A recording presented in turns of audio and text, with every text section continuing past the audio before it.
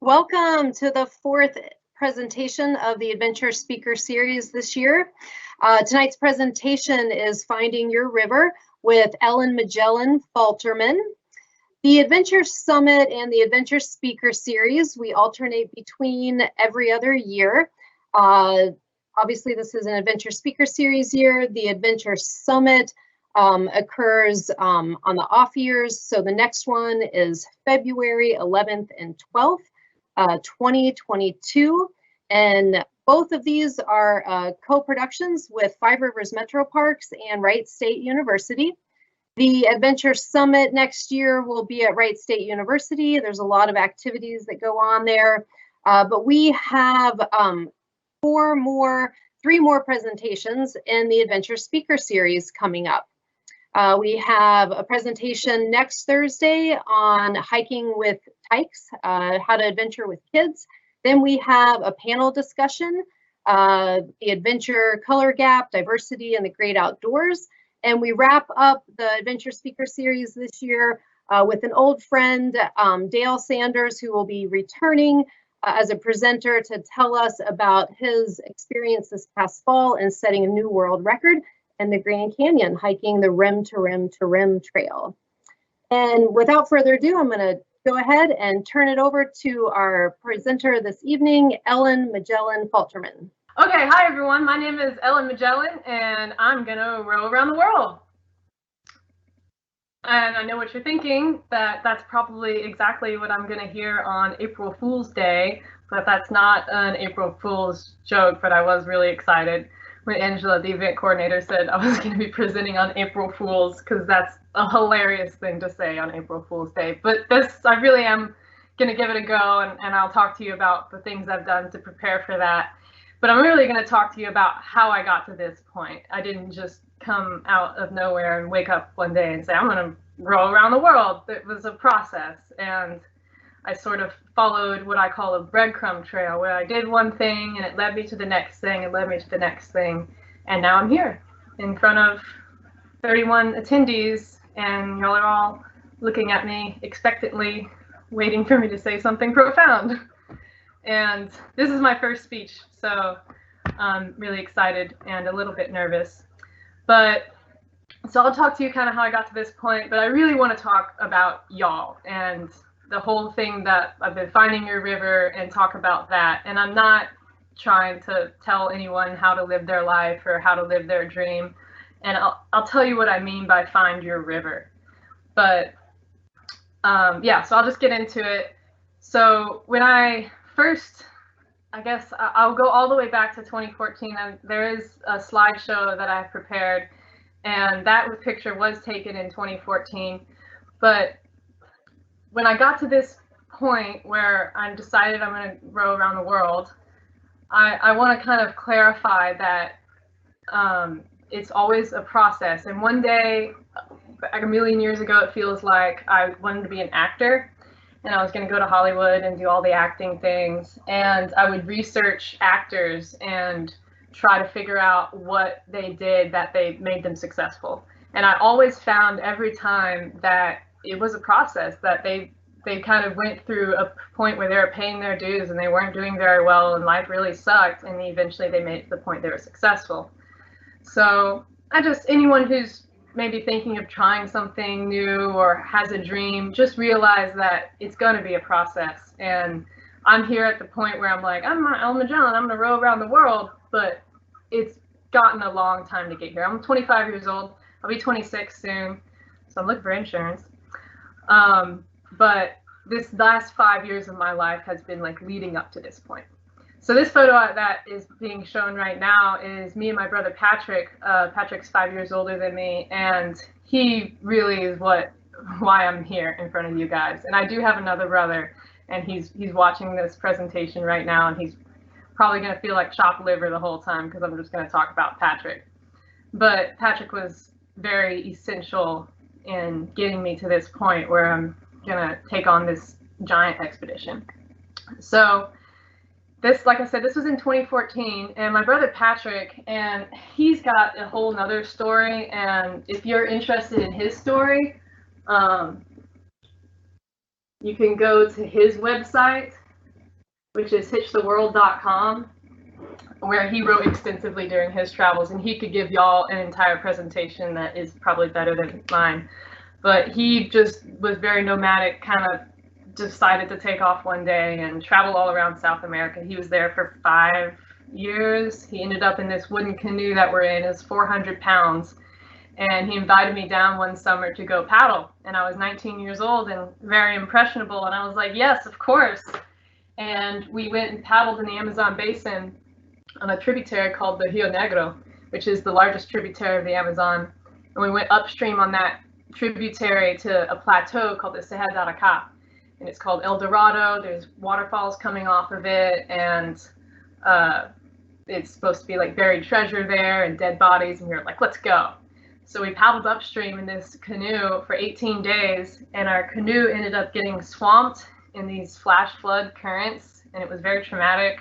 And we almost died. We almost didn't get out alive. We didn't have food for 3 days. We didn't have paddles.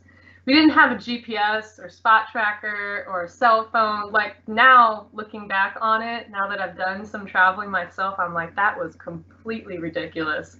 I don't know how my parents let me go on that trip, but it was incredible. It really changed me. And we ended up hitchhiking around after that trip because I still had like 6 weeks left of my visa.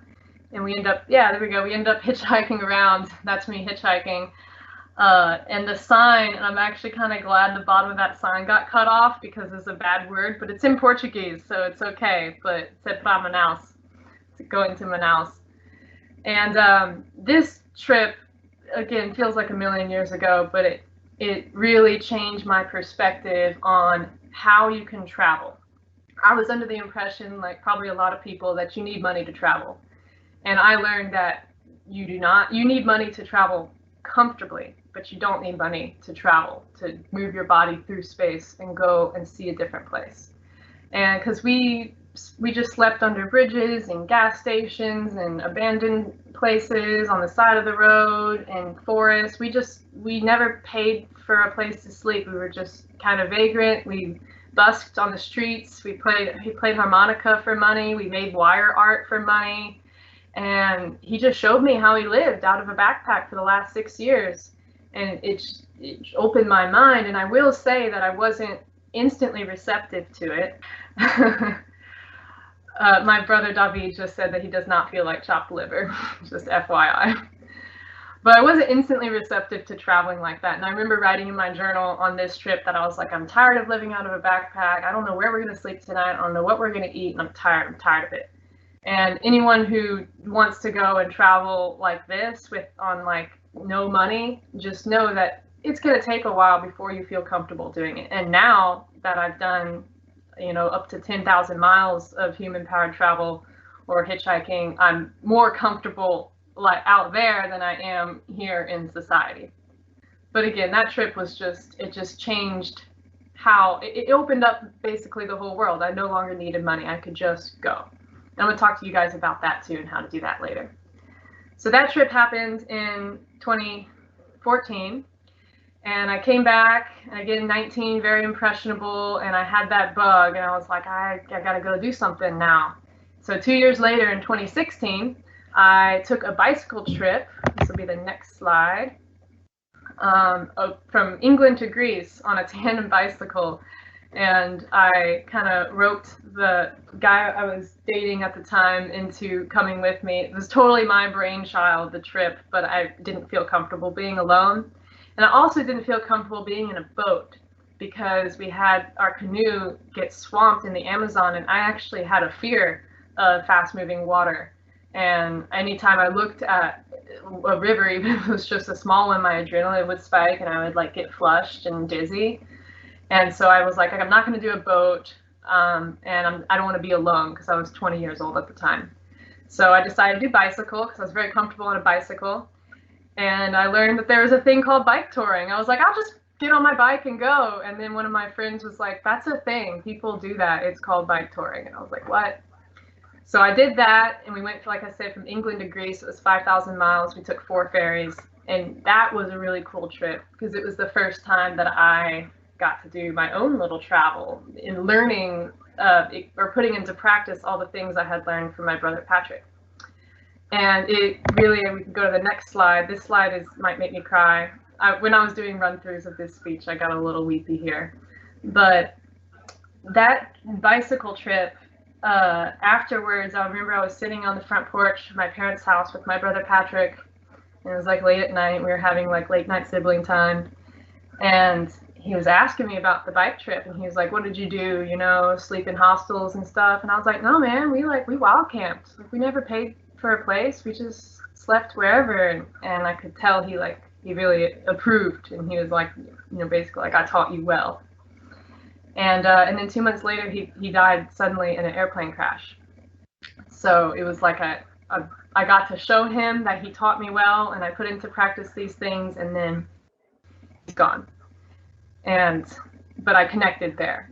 And after that happened, this is really where the story begins on how I ended up being here in front of you guys with this tremendous expedition ahead of me. Is really, that's what changed things. Because if he hadn't died, I'd probably be in Hollywood on like 5 different drugs and a halfway professional actor or something. But this changed my life, and I abandoned those dreams, and I ended up picking up a paddle instead. And really what happened was, we can move on to the next slide because I just can't look at that one anymore. What happened was, thank you, Timothy. I woke up one day, and this is about 4 or 5 months before the anniversary of Patrick's death would have been. And I was laying in bed. It was like a Saturday morning, and I was like, what am I going to be doing on the anniversary of my brother's death? You know, I'm definitely not going to go to work because I fly airplanes for a living, and my brother died in an airplane crash. So I'm like, I'm not, you know, going to do that. Okay, maybe I'll take the day off work for sure. Maybe I'll take a bike ride because I like riding bikes. And I was like, okay, that's cool, I guess. And I was like, well, maybe I'll take a few days and do kind of like a longer bike ride. Okay, that's kind of cool. I was like, maybe I'll take like several months off. Maybe. And then I was like, maybe I'll do it in a boat, because my brother Patrick had been in the Amazon basin for 2 years, and he taught me river travel and how to survive on the river. And I was like, you know what? I think it's time to kind of find what he found out there on the river. So I decided to do a river trip. Despite my fear of water and fast moving water, I decided to do a river trip. So I was like, okay, I'm going to do the Mississippi River, because that was the only river I knew. And I called up my friend West Hansen, who's an expedition traveler, and I was like, West, I'm going to do the Mississippi River. And he said, why don't you check out the Missouri? It's longer and it's a little bit more desolate. Check it out. And I did. And the Missouri River, and I was so uneducated about the Missouri River. Like, I thought Lewis and Clark just walked, but they took a river the whole way. And the river starts in, this is my lovely hand-drawn map. It starts in Three Forks, Montana. That's the navigable source. It's the confluence of the Madison, Jefferson, and Gallatin rivers. So that's considered the navigable source of the Missouri River. And it goes northeast, almost to the border of Canada, and then it comes down through eastern Montana and over into the Dakotas, where it becomes lots of reservoirs, which I was totally not prepared for. If anyone's thinking about doing a through paddle of the Missouri River, be prepared for some massive reservoirs that'll kick your hiney. So that's where you can encounter the first reservoir here is Fort Peck Lake. And you go make your way through the Dakotas, and there's another reservoir, Lake Sakakawea, and that comes down straight through the Dakotas, Lake Oahe. I know all these lakes because they're just, it was rough. I was totally unprepared. I flipped on one of them. You come down through, and then you get to the border of Nebraska and South Dakota, and the river kind of hangs right here, and then you're down, and you follow the borders of Iowa. Iowa is really cool because it has rivers on both sides. Fun fact. So you come down through Iowa, and then you hit Kansas City, and the river takes hard right east and goes through Missouri and ends at the confluence of the Missouri-Mississippi rivers in St. Louis. So that is the Missouri River. Very pretty little route there. And that's 2,300 miles about, and it took me 100 days. And I did it in a kayak by myself. And that's the picture you see there, was the day that I finished the river. And I did it in my friend's kayak because I didn't have a boat. I just borrowed a kayak and I got some gear and I was like, let's do it. And that trip change my life the way that my brother's death did. Like that he died, and then I did this trip, and that started the series of events that got me here.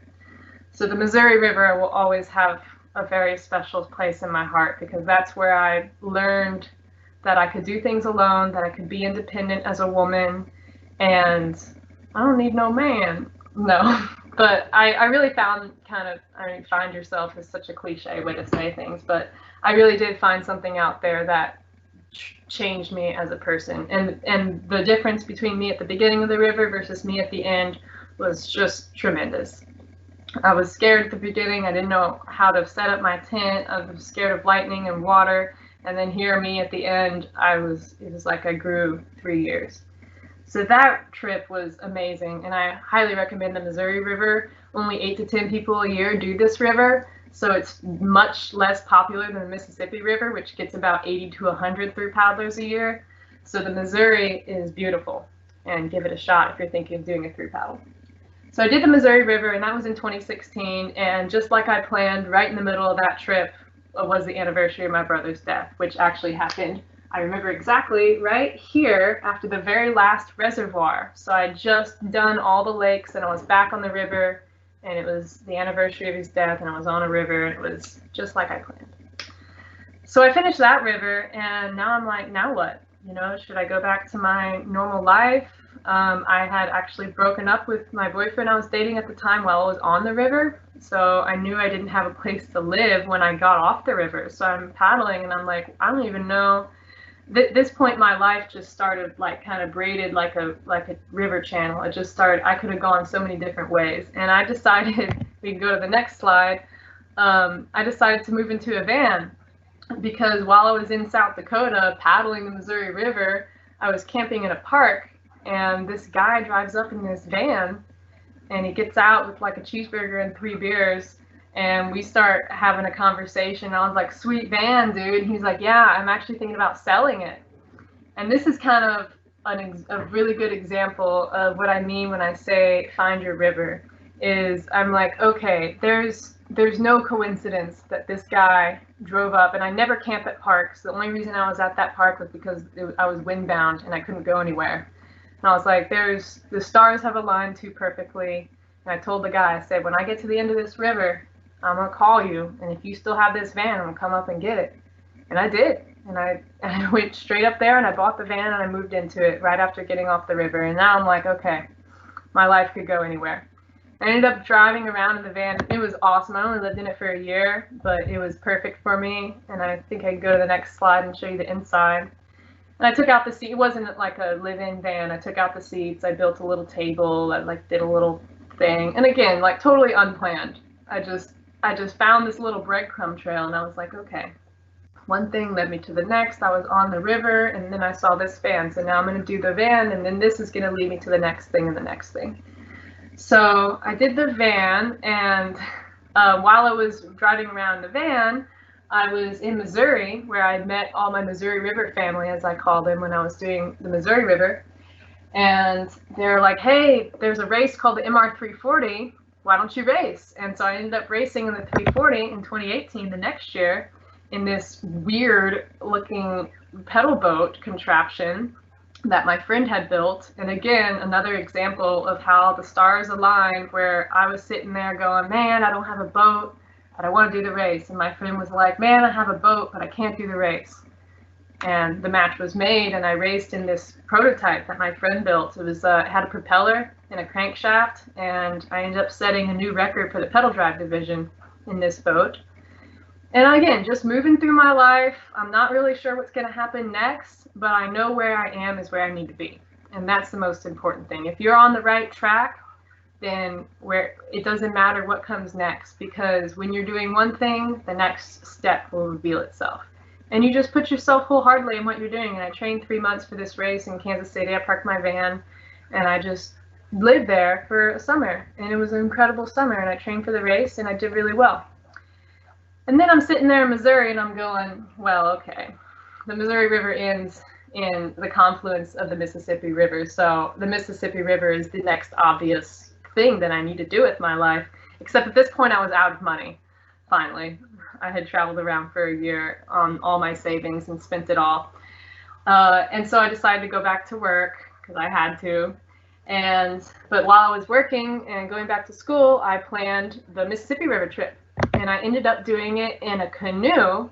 I was really trying to stay away from canoes because I was still nervous about canoes from the disaster trip on the Amazon.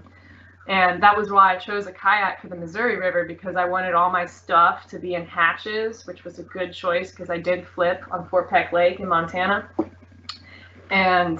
But I was like, I didn't like the kayak. I felt like I was like wheelchair bound the whole time and your legs just sitting there. So I was like, I really want the canoe life, but I can't. I mean, I'm like 110 pounds. Like I just can't maneuver a canoe around very well by myself with a single bladed paddle. So what I ended up doing was putting a set of oars on this canoe. We can go to the next slide. Not a very good picture of my oars, but I put a sliding seat rowing rig in this canoe, and this thing is awesome. And if anyone is watching, especially someone who's like a lightweight woman like me, I would highly recommend this thing. It's called a Piantedosi, Piantedosi, Piantedosi rowing rig, and get the Scout rig. This thing is incredible. It's got a sliding seat. It's made to drop down to any size canoe, and you can convert any canoe into a rowboat, and it enabled me to be in a boat that would otherwise have been way too big for me to maneuver.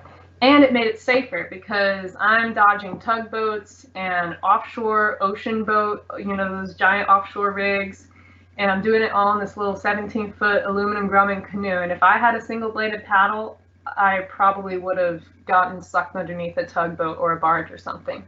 So I highly recommend.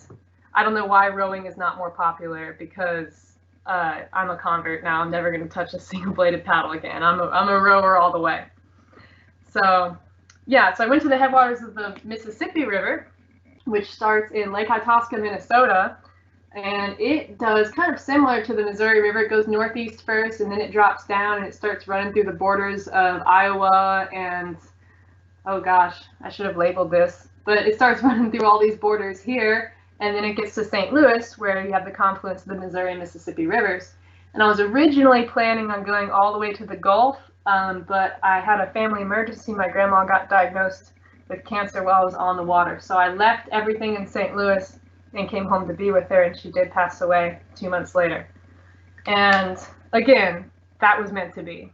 I mean, I hate saying everything happens for a reason, but there was a reason that I got off the water in St. Louis to go be with my grandma, and there's a reason that all of that happened.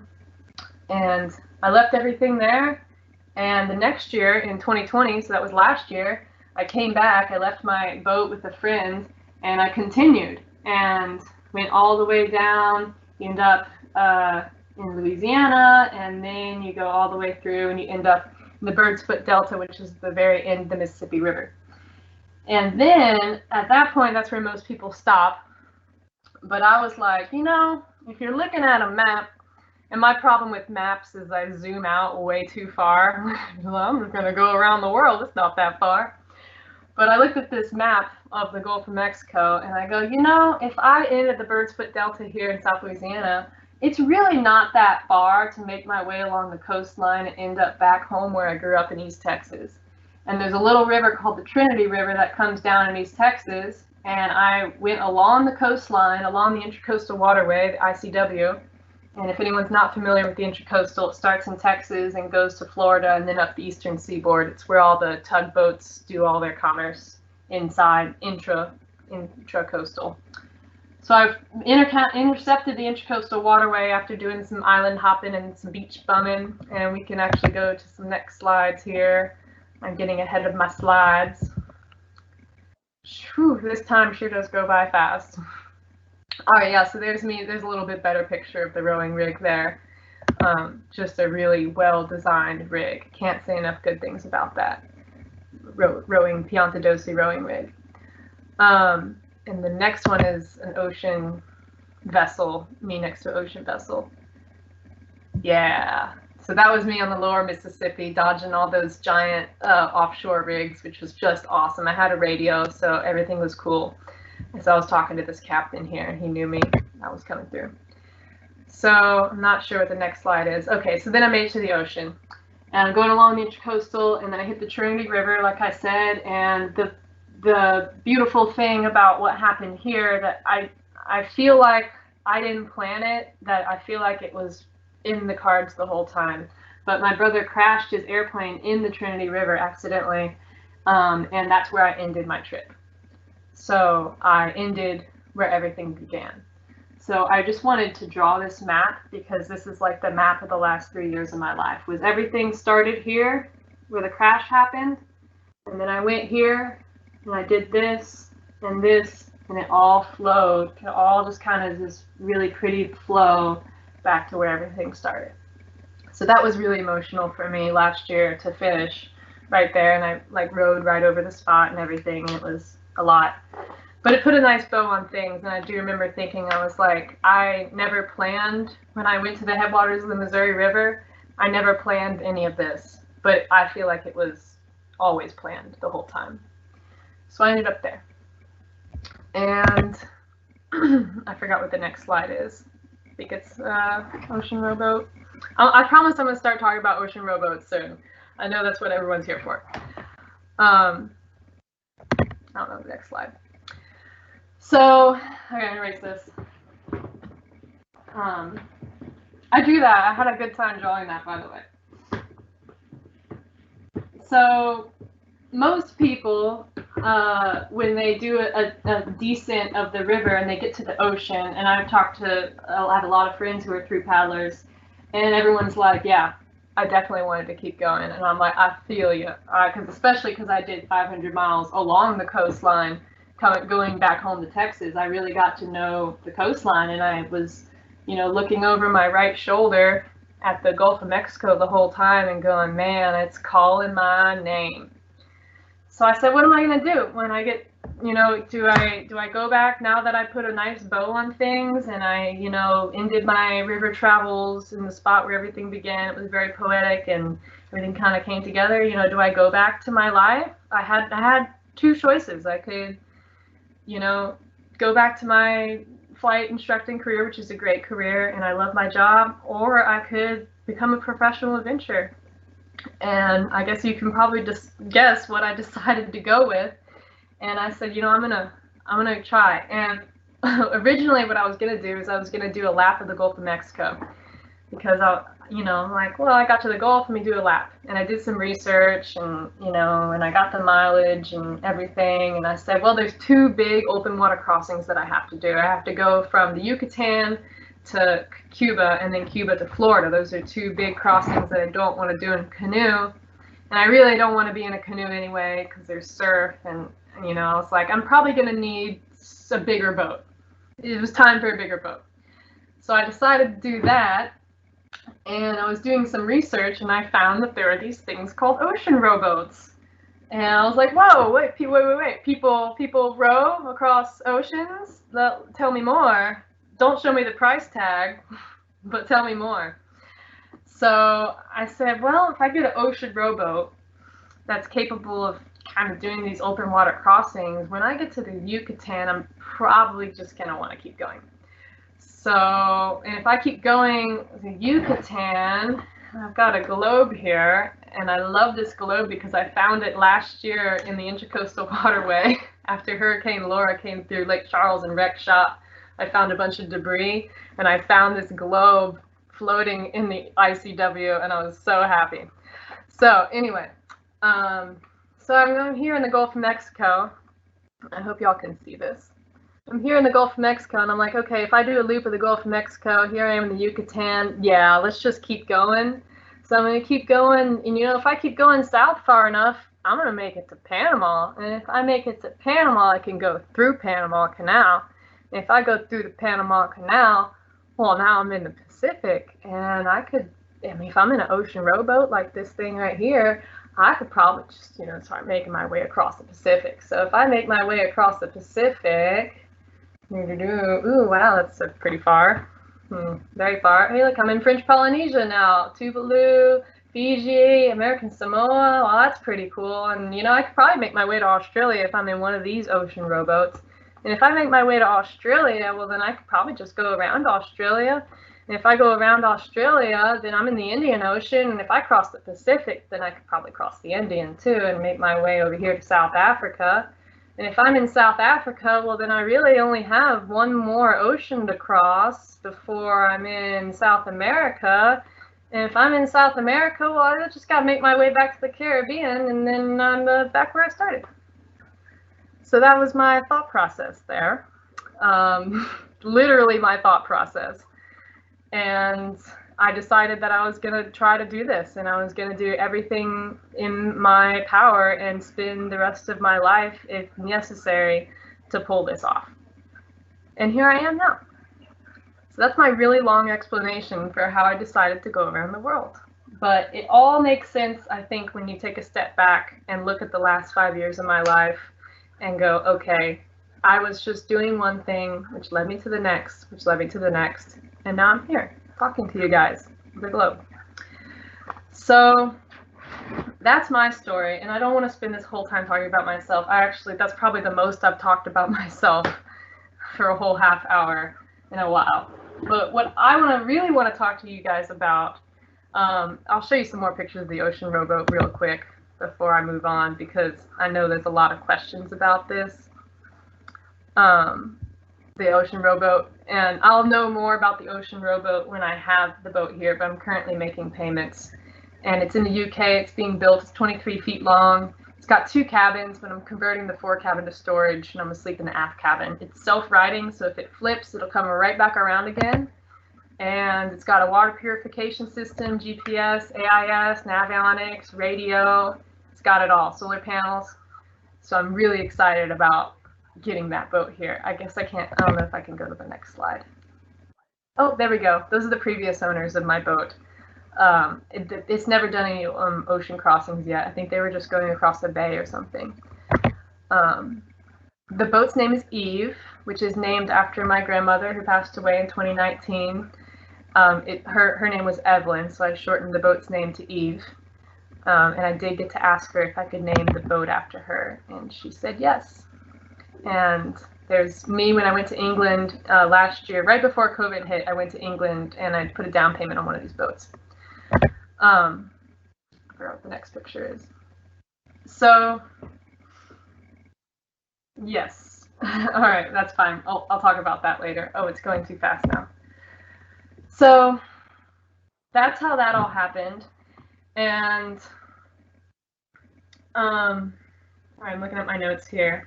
Yeah, so what can you do, not to necessarily accomplish what I'm doing, but and the whole thing that I'm talking about with Find Your River and everything, this all came about in 2019 when I was on the Mississippi River and I was camping just on the riverbank, and these 3 ladies come up to go fishing, and I call them the Witches of Macbeth because they reminded me of the 3 Witches of Macbeth. And I was talking to them, I was like, look, you know, this isn't for everyone. Doing a source to sea descent of a river is not for everyone, and I understand that. And I said, but this is what's for me. This is my path, and this is what I'm supposed to be doing with my life, and I very much feel like I'm on the right path. And so I'm like, find what it is that is for you. Find your river. It might not be a river, but find what you feel like you need to be doing. And I don't want to get like too meta on you guys, but I do very much feel like we are all here for a reason, a very specific reason, and we all know what that reason is. It's that little thing in the back of your mind that you've always had, and you're like always been like, yeah, I've always wanted to do this, or I've always felt like I should be here. I've always felt like moving here. I've always felt like, that's why you're here, is that, or your little purpose for being here wants to be fulfilled.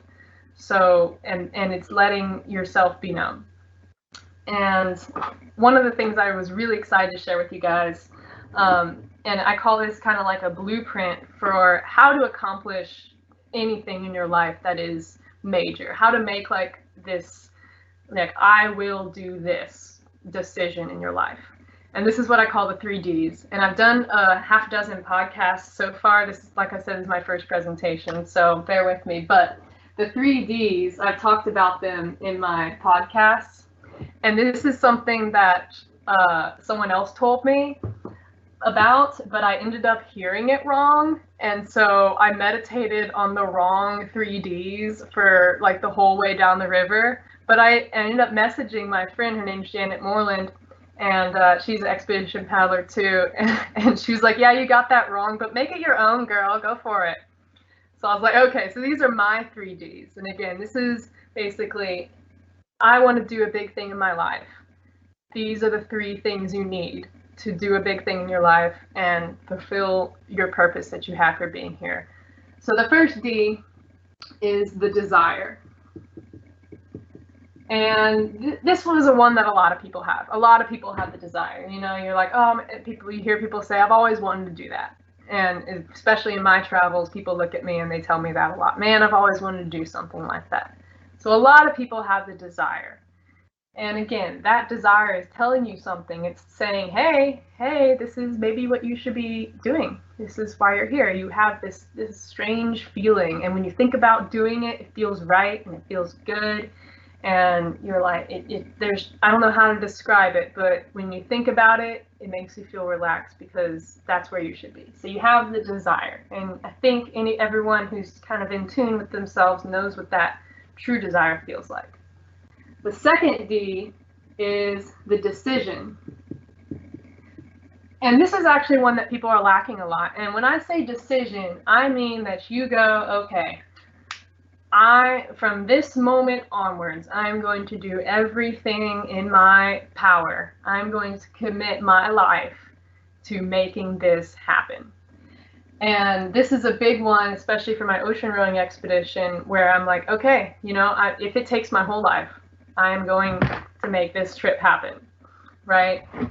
And I can't stress enough how important this decision is. And you don't want to make it half-heartedly. You want to say, okay, all my resources, all my financial resources, all my time, my energy, my body, everything is going to go into making whatever this is happen. Really make the decision within yourself.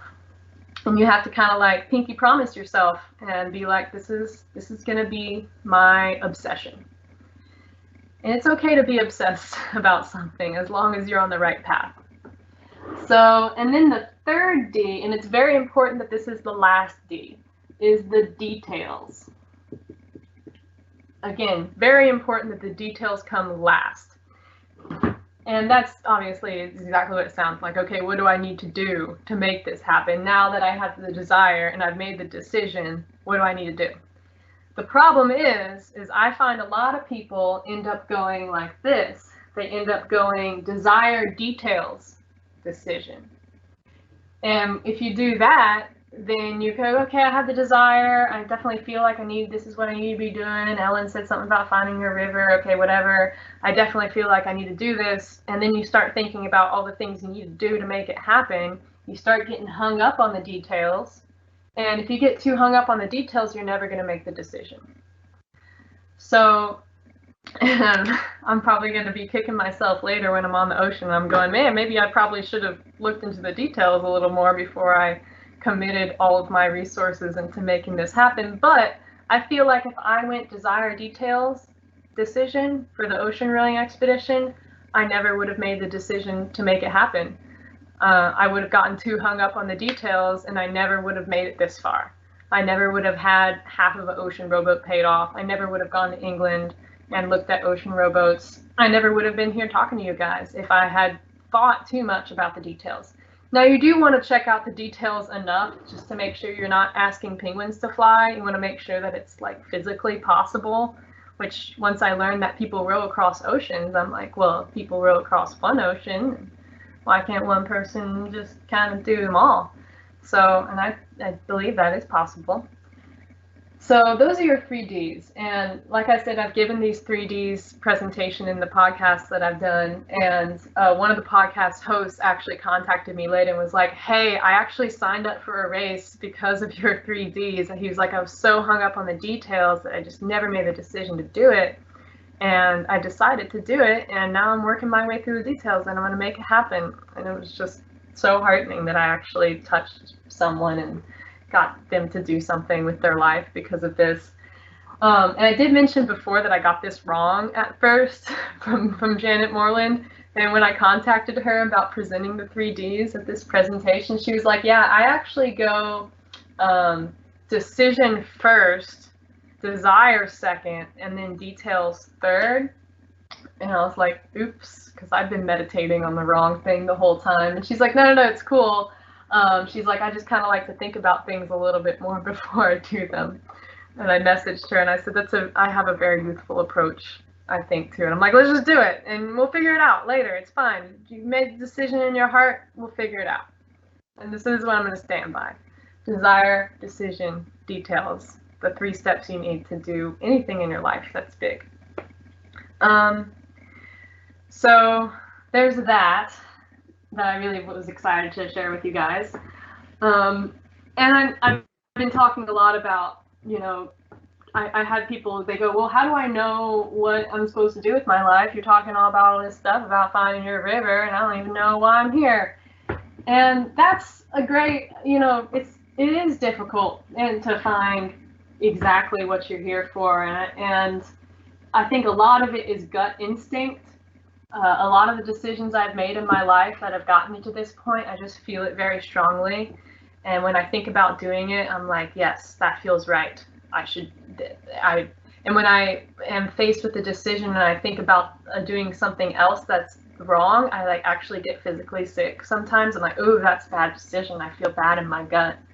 Like there's been a couple of flights, like I said, I'm a pilot, and I'm like about to go take off, and I'm like, ugh, I feel really bad for some reason, and I end up not going, and then it turns out there was something wrong with the airplane.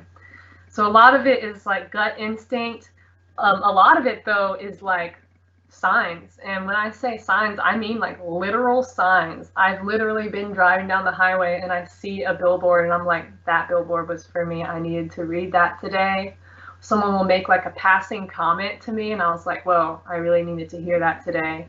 I have a river traveler friend of mine. They did a Source to Sea descent of the Missouri, and they have the words constant vigilance tattooed on their knuckles to remind them to always pay attention to the signs, which I'm not going to do that, but tattooed on my knuckles. But I just thought that was amazing because I was like, you get it, you got to pay attention. And I do believe that there's something that's coordinating everything, and every single day this higher being is talking to you and pointing you the right way and saying this is what you need to do next, and you just got to pay attention. Constant vigilance. So, and I did feel like this whole find your river thing, I do feel I can put this away now. I do feel very strongly about, but I don't want to be like telling people what to do with their lives, and I don't want to pretend like I'm not like trying to be a shaman or like I have all the answers. I'm just trying to explain to you how me in my 25 years of life, how I've been navigating the world and how I got here and how I pay attention to the world.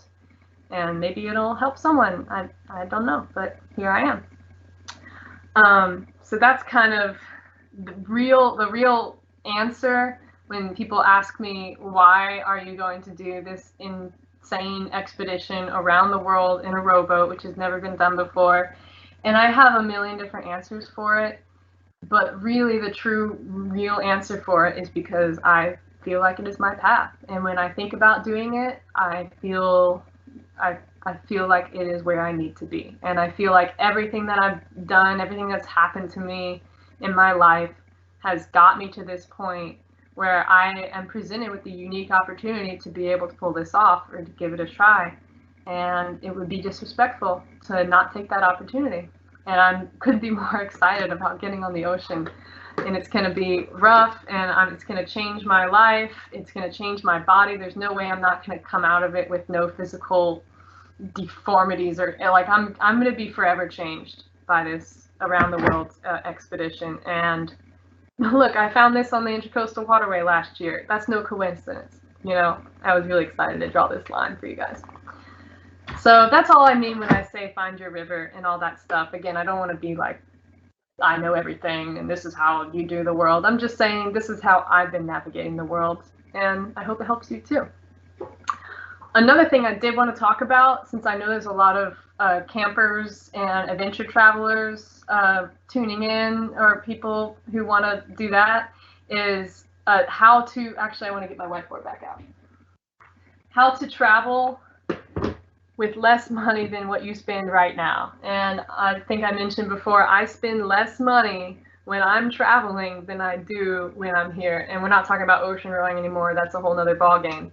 But you only need 3 things to travel for cheap. So you need to be able to sleep for free.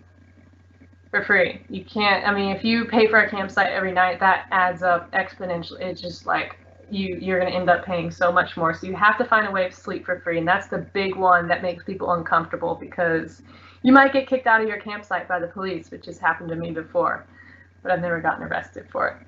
And you might get people come up on your camp, and you might have to be on private property, and just be respectful and just find a place to sleep for free. And this took me a while to get comfortable with. It's not going to happen overnight that you're just like, I'm comfortable sleeping under a bridge. It's going to take a while, but once you do figure it out, it opens up the whole world. Like, I can literally be walking down the street and I'm like, I could sleep there. Yeah, I could probably find a place to sleep over there. And it makes everything really, it opens up the world. So find a way to sleep for free and not pay for campsites or hostels. Then you have to have food. So you're going to have a stove, because you can't buy food at restaurants every day, because that's, you know, obviously horrible on your budget. So you're going to have a stove. And if you cook camp food on your stove, that's so cheap. You don't even have to, it's not really very good food, but you'll live. And then you have to have a way to transport yourself. And the best way to transport yourself for free is through human powered. So bicycle, boat, you got 2 feet, just go walk. You can literally leave your back door with a backpack and start walking, and you're traveling for free. Skateboard, pokey stick, rollerblades. Like, people have done all sorts of things human powered to travel for free. You can hitchhike too. That's a good way to get murdered. No, it's a good way to get transport for free and not be human powered. But being human powered, I think, is amazing, because you have to push yourself, and when you push your body, you push your mind. So if anyone's looking to travel like I do, not the ocean rowboat, but all the other stuff I've done, find a way to sleep for free, get yourself a stove so you can cook for really cheap, and find a way to get around for free on human power. And then if you can do those, you can go anywhere in the world. It opened up, you don't need money to travel. You only need money to travel comfortably. If you're willing to be a little uncomfortable and a little hot and a little cold and a little tired, you can go anywhere you want. And it's not going to be easy, but it'll be amazing. So I did want to share that part with you too. Okay. Oh, I did want to share also one more thing. A friend was messaging me about, he did a river trip for the first time. And because of me, he was like, yeah, I was so inspired, I decided to do a river trip. And I'm just going to share with you his words, because I was inspired right back. And he said, it was so scary the first time. It really is just one of those things that seems overwhelmingly hard until you just give it your all and put yourself out there.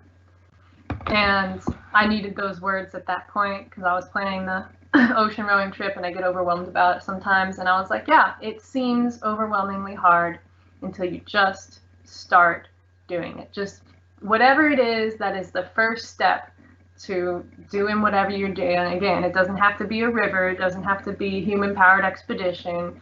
And maybe it's starting a business or writing a book or whatever it is that is your path. What is the first step?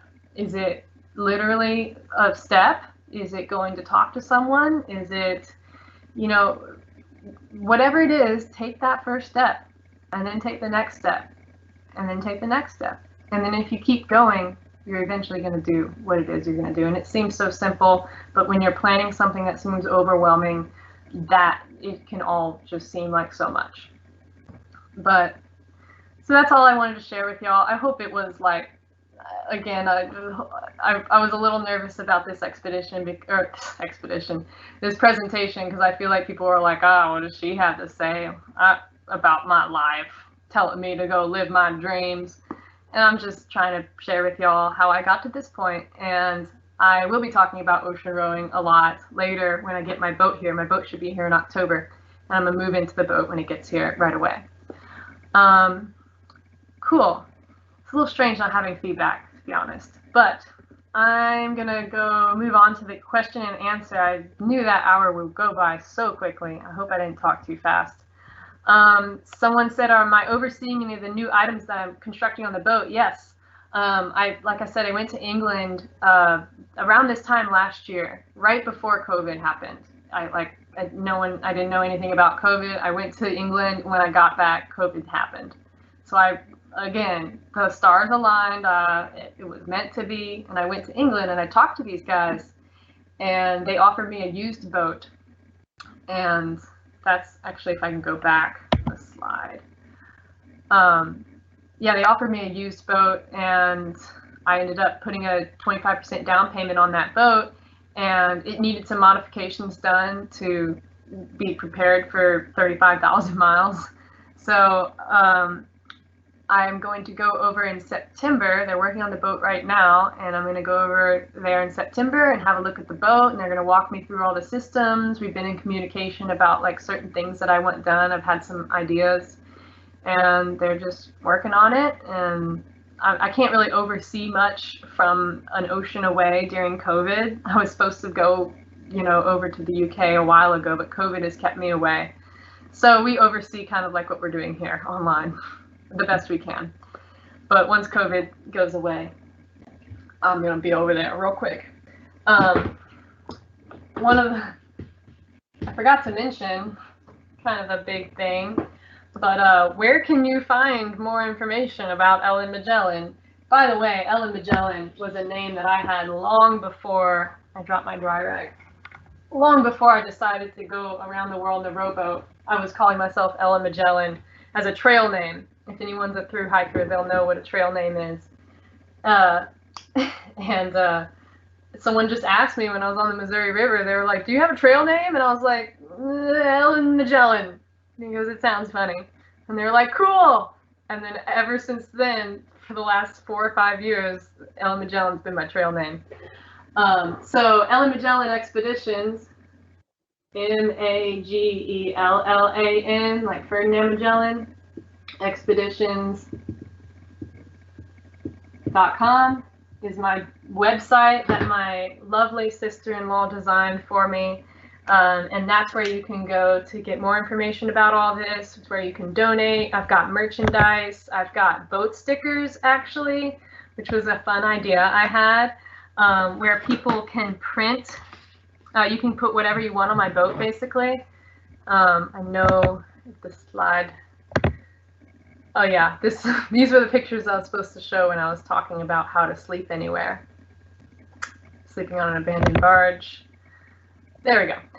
So you can put anything you want on my boat. And I have a couple of stickers that people have already bought.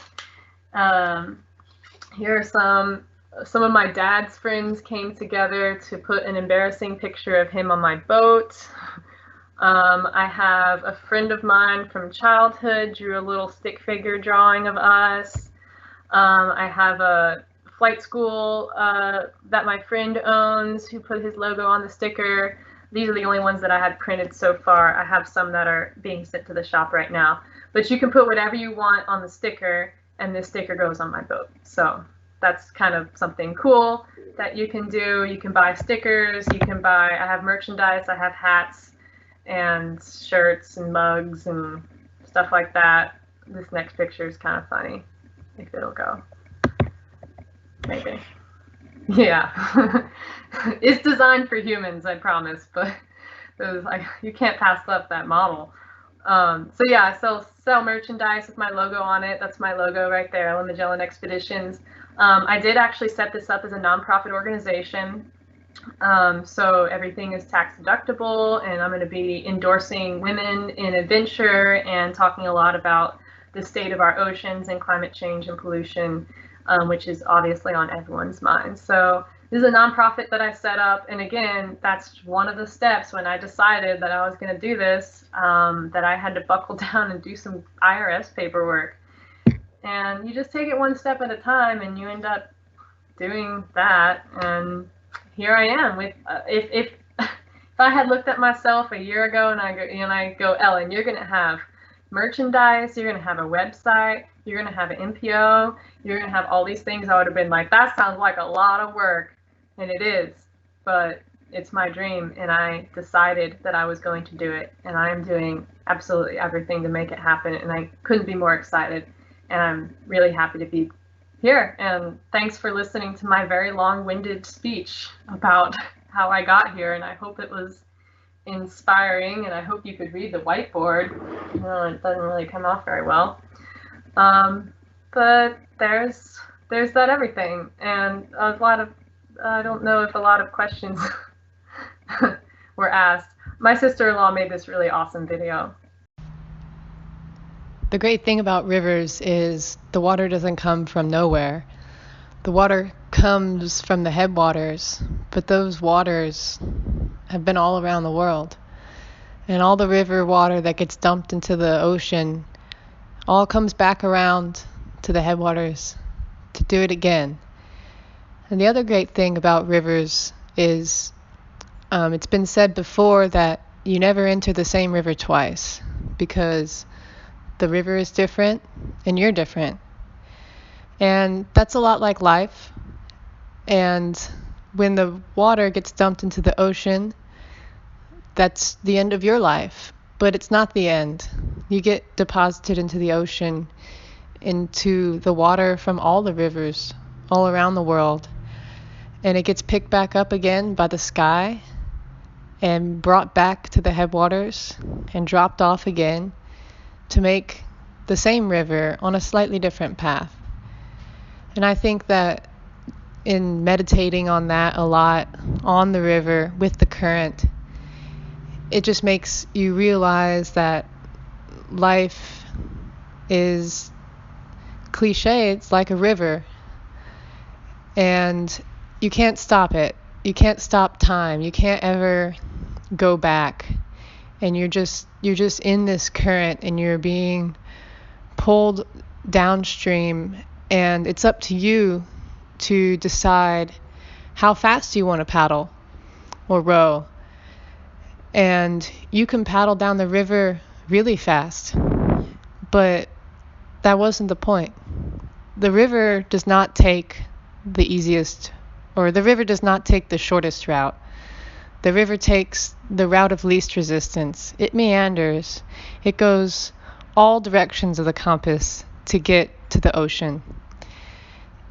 And I feel like a lot in our lives we're on a much straighter river, a river that's been channelized by society, by us, to go fast and to go straight, to get to the ocean as fast as possible. But that's not the point.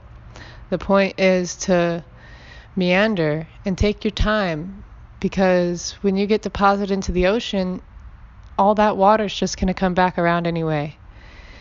And so I think being on rivers has made me pause a lot more in my life, because I very much feel like I'm on a river in my life, and I realize that eventually it will end.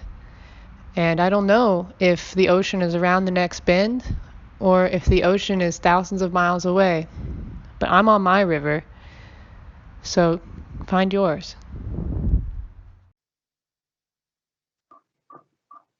Well, I couldn't have said it better myself. My own words. Thanks for tuning in, y'all. I was really nervous about this presentation. It's my first ever presentation, and I hope that, I don't know, it was what you wanted and you got some stuff out of it. And thanks for coming. I think that's it. I'm going to pass it back over to Angie now. Thanks, guys. Appreciate it. See you later. Signing off.